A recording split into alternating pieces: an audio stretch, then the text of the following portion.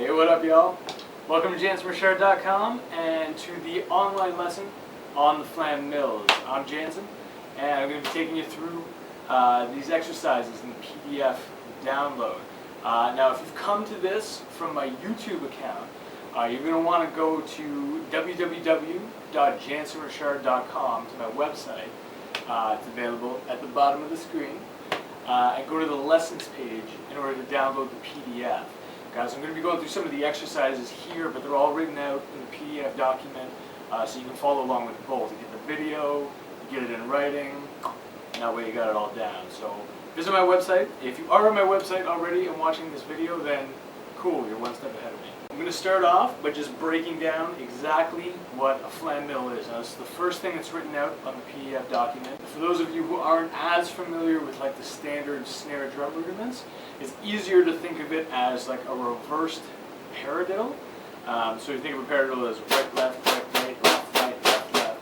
This is sort of in reverse. It's like right, left, left, left, right, left. So you're starting with the double first, but in the flammed mill, the only thing different is that the first note is actually a flam. So sometimes it's better to think about it that way.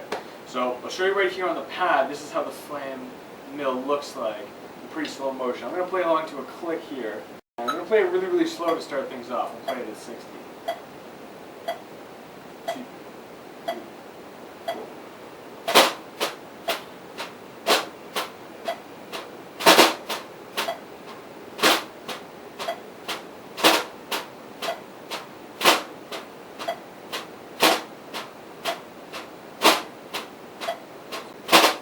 One thing you're going to notice, hopefully that you're noticing, is the height of my strokes, which is very important.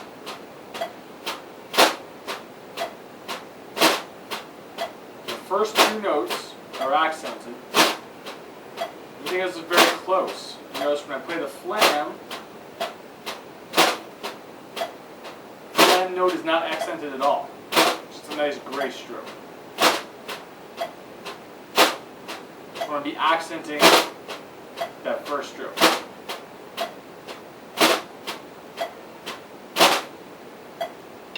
Is it pretty slow? Jack that up to, let's try it at 100.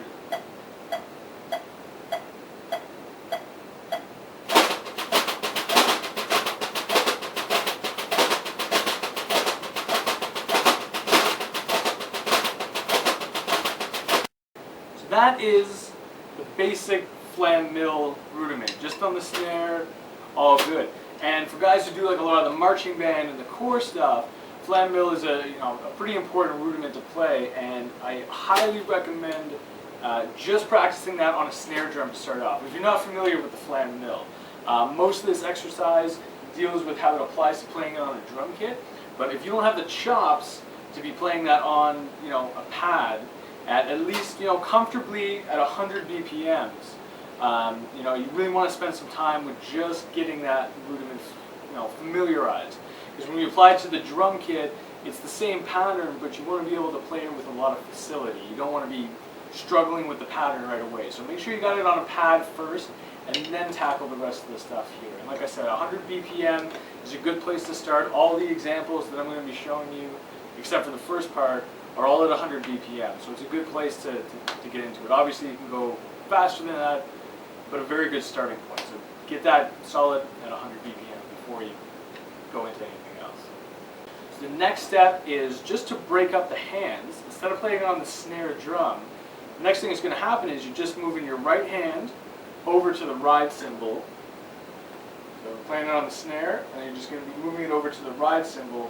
It's the same exact pattern. The pattern doesn't change. You're still playing a flam mill, but here's how that looks like on the drum kit at a couple of different tempos.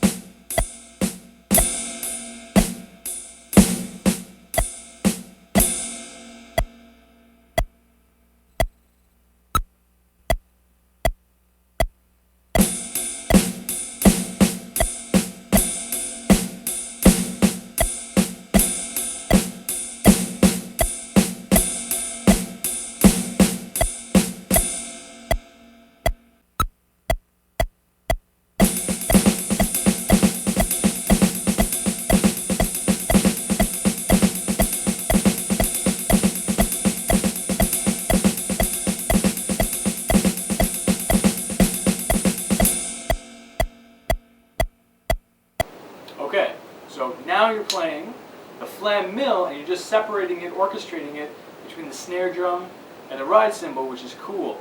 Now the big thing is that you still want to be playing in time, of course, always. Good note for drummers. You want to be playing in time, so the best thing to do is to try and anchor yourself. The basic, something to anchor you down, which is playing quarter notes on the left foot with the hi-hat. And here's how that looks.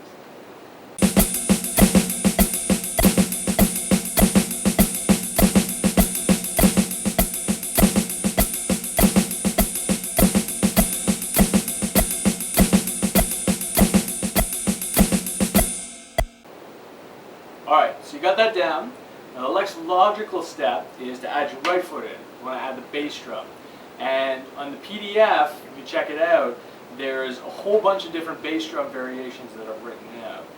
And the idea is that these variations are just to get you started. It's not the be-all, end-all of what you can play. There's so many different permutations that you can play in terms of bass drum comping patterns to the basic ostinato, which is like the flam mill with quarter notes on the left foot. But these are some good ideas to get you started out, and here's how those guys look.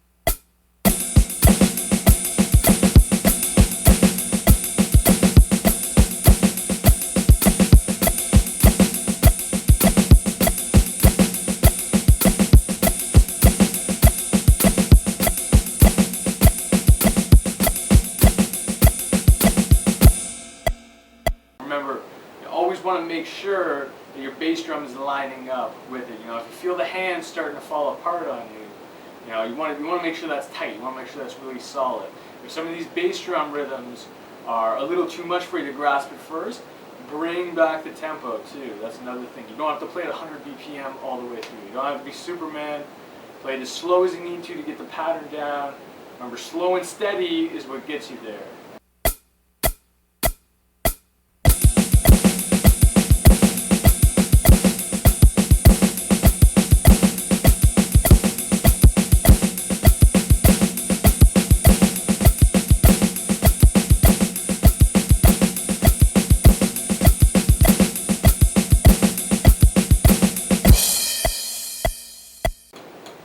Alright, so now that you've got some of those really cool bass drum patterns down, there's a couple of things that you want to keep in mind. And one of the biggest challenges when it comes to playing the flams on the drum kit, for me anyway, I found this was really difficult. Oddly enough, you wouldn't think it would be, but actually just putting a crash cymbal on the one, or just orchestrating the one of the beat to a cymbal or another source, can actually be really tricky because at faster tempos, you're essentially playing a double there. So you have to split that double stroke between two sources. That can be a little tricky if you don't practice it. So I highly recommend practicing it with some of these beats. Just to give you a quick example, here's what that might look like.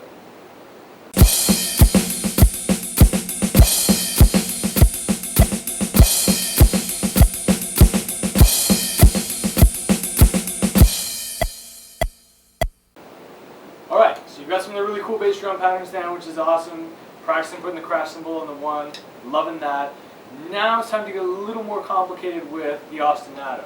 Now keep in mind, for all of these, straight basic idea is that you're still playing a flammed mill pattern. The flammed mill pattern does not change throughout the whole thing. All that's changing is where we're placing the notes. So like I said at the beginning of the DVD, you really want to get the pattern familiar and you want to have it down straight because that isn't altering.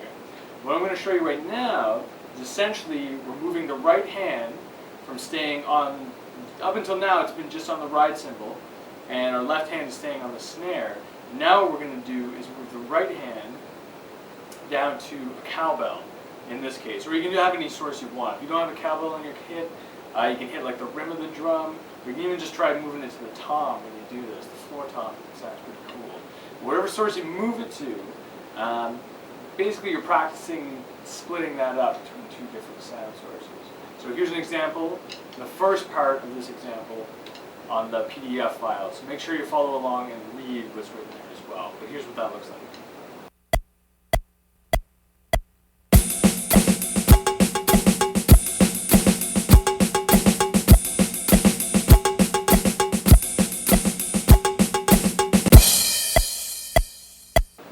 Alright, so you got that down, and you can also expand that into a 2-bar pattern as well.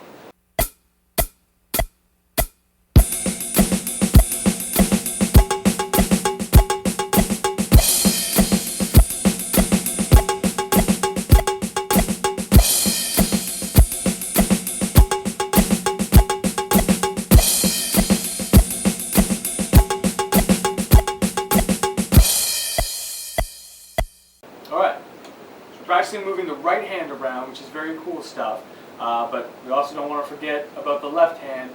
So what we're doing now is the right hand is going to stay just on the ride cymbal, and the left hand is moving up to the tom. What we're doing is we're moving the double of the stroke around. So we're starting with the pattern by moving it to a different source. In this case, it's the mounted tom. Like I said, you can pick any source you want on the kit, but here's how it looks like moving that to the mounted tom.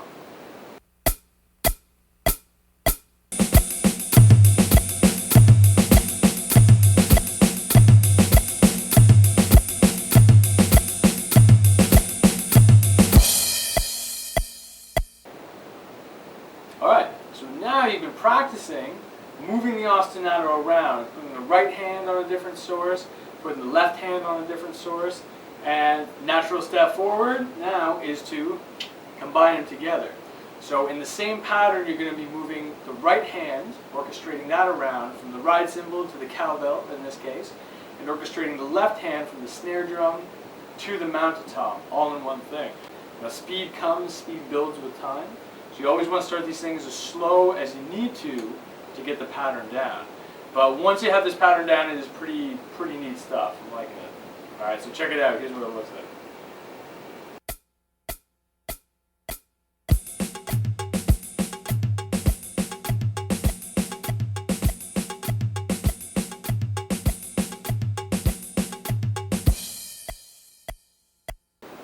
There you have it. That is the Flammed mill. So really have fun with this, experiment around with it. Hopefully the PDF and the video here are giving you some ideas on how you can incorporate it into your own playing. Not everybody loves rudimental patterns on the drum set, so be sparing with where you put them in. Not every singer-songwriter or artist is going to love you throwing these things in, but it's a very, very cool thing to bust out once in a while. And it's a fantastic chops builder too. Even just playing it on a pad is a great way to get your doubles, your singles, and your flams into good shape. So I highly recommend doing that. Hope to have more for you soon. Stop into www.jansenrichard.com. Check out my YouTube channel as well. Thanks for stopping by. Take it easy.